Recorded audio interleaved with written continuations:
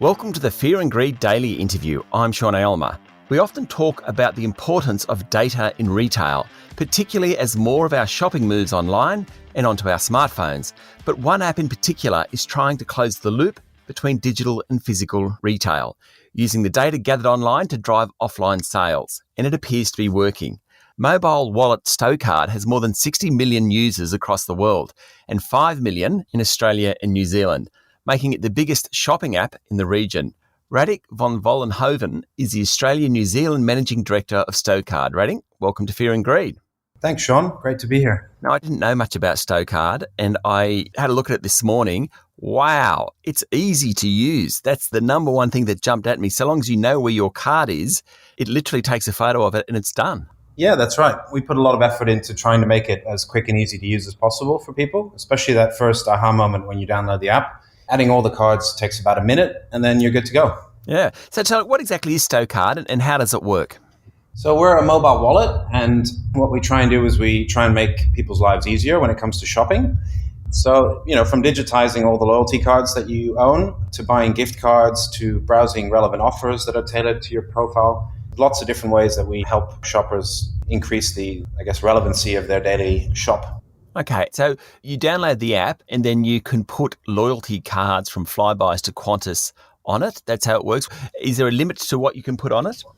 No. We've got about 400 different programs in Australia that you can add. And it's basically any retailer that you would shop with that has a loyalty card. We make that available in a digital format inside the app.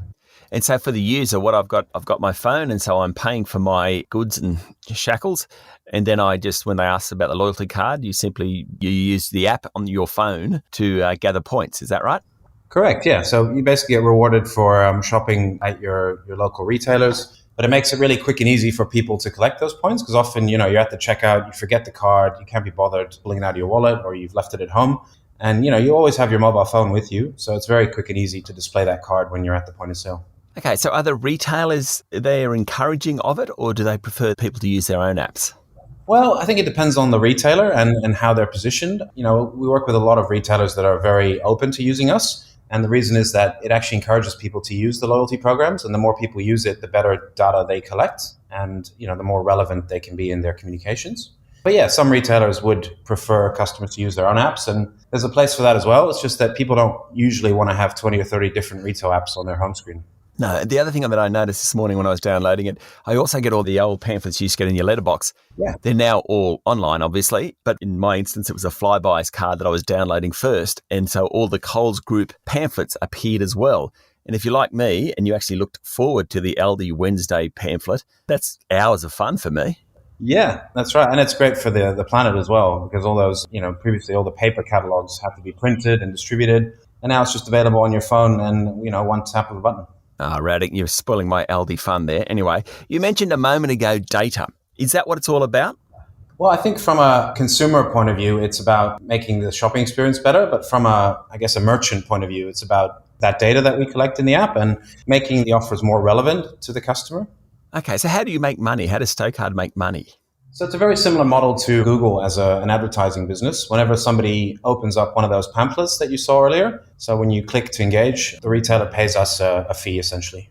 Okay, so the actual functionality is loss leader, but that's probably overstating it a bit. So you don't make any money from that, but you do if I'm opening my Coles pamphlet. Correct, yeah. And if you sign up to, say, new loyalty programs, like I think you mentioned one earlier that you're going to sign up to, we get a fee for that as well if the customer joins the program inside the app. And then we've got a number of different products as well, like gift cards, where we make money on. When somebody goes into the app to buy a gift card, we take a clip of that transaction as well. I think I said in the introduction there that there's 60 million users and 5 million in Australia and New Zealand. What's the growth rate been like? Been pretty strong. Like you mentioned, 60 million global users. We're adding about 1 million new app users a month in all our markets. That's kind of the growth rate that we're seeing. And in Australia and New Zealand, we're at about 70 to 80,000 new app users a month. And the funny thing there is that a lot of the growth is organic. So people recommend the app to, a friend or a family member and go and download it because it's a problem that everyone has. If you're shopping regularly, you have all these loyalty cards, you want to browse offers. Yeah, we provide a really seamless, quick solution for that. So a lot of the growth is organic. Okay, I mean, you don't have to just believe me and you, Radinck. Our producer, Michael Thompson, he raves about your card. And the thing about it is that word of mouth seems to be very strong with Stocard. It does. Yeah, and it obviously it's great for us from a business point of view because it's less acquisition cost for us. But Yep. on the other end, it is a good product, and I think it's quick and easy to use. You don't have to enter any personal details. You download the app, put all your cards in, and off you go. So who's using it? What age group are using it? So typically, based on our data, but also data from Nielsen, which we've looked at recently, it's the household decision maker. And typically, that's a female shopper between 25 and 44 is kind of the core category for us. But, it's also younger people. It's also older people. Everyone has a smartphone nowadays, and most people shop at different retailers. Okay, so what next? I mean, I think you're trying to build a super app for retail that provides more insights into customers' preferences and data, while obviously making the app easier to use for shoppers is critical. These sort of super apps aimed at tying together all these different aspects of retail, what does that actually mean? What's it look like? What can it do? Yeah, that's a great question. I think if you look at Asian markets in the East, have super apps that are already very dominant, like WeChat and even GoCheck and Grab in Southeast Asia. And they've started from a chat functionality, or they've gone vertical from there. What we try to do as an app is we try and make that shopping experience really seamless. But you can think of other products that we're looking to add on top of that, and gift cards is the first one that we've added. But in Europe, we have a payment feature where you can actually use the app to transact in every store that you go into that has a point of sale. Is it a buy now, pay later product, or is it a credit card? How does that one work? So it's a digital MasterCard attached to either Apple Pay, or on Android, it's built into the phone directly. And you just add that, you have an account to feed it, and then you use it the same way you would an Apple Pay card in your wallet. So we actually become the end-to-end point from the loyalty card through to the transaction. And ultimately, that's what we want to provide for the customer, is a quick and seamless experience for people to transact and to research and to show their loyalty cards and collect points. So have you got any tie-up with any Australian payments provider at this point? We're looking into that currently. So we hope to launch the product towards the end of this calendar year. So yeah, it's something that's a work in progress. Okay, and that's likely to be a credit or debit card? Correct, yeah. It'll be a virtual debit card is the way that we'll structure it. Okay. Stay with me, Radinck. We'll be back in a minute. My guest this morning is Radinck van Vollenhoven, Australia-New Zealand Managing Director of Stocard.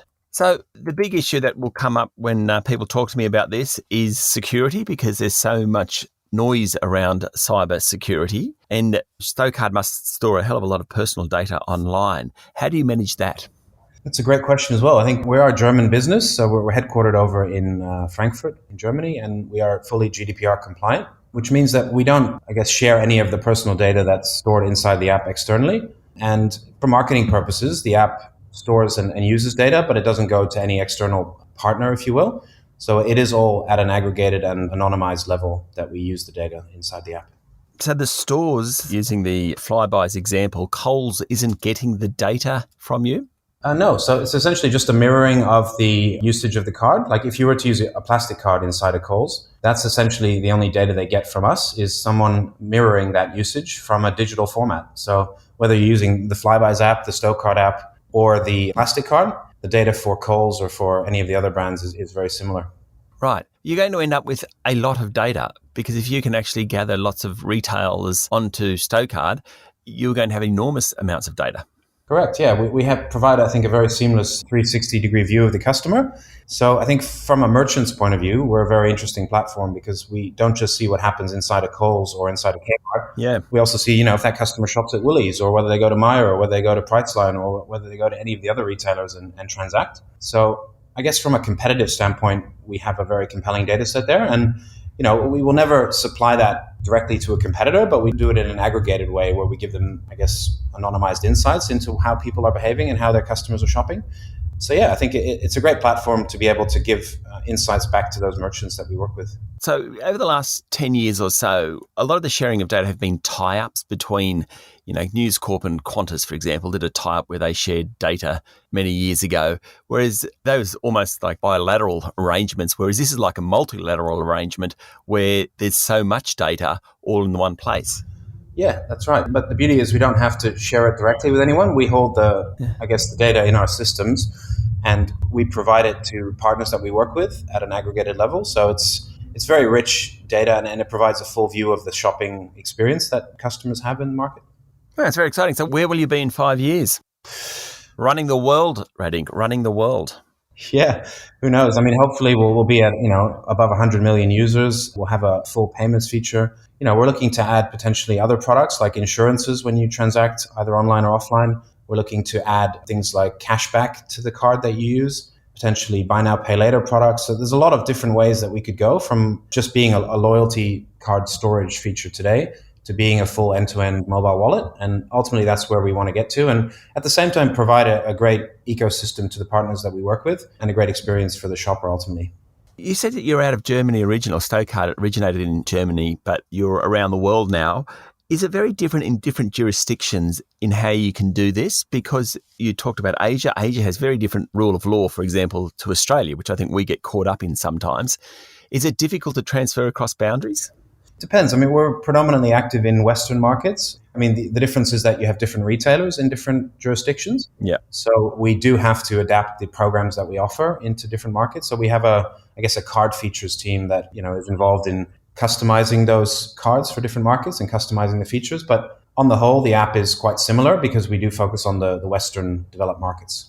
Well, I'm a fan. Radinck, thank you for talking to Fear and Greed this morning. Pleasure. Great to talk to you, Sean. That was Radinck van Vollenhoven, Australia-New Zealand Managing Director of Stocard. This is the Fear and Greed Daily Interview. Join me every morning for the full Fear and Greed podcast with all the business news you need to know. I'm Sean Aylmer. Enjoy your day.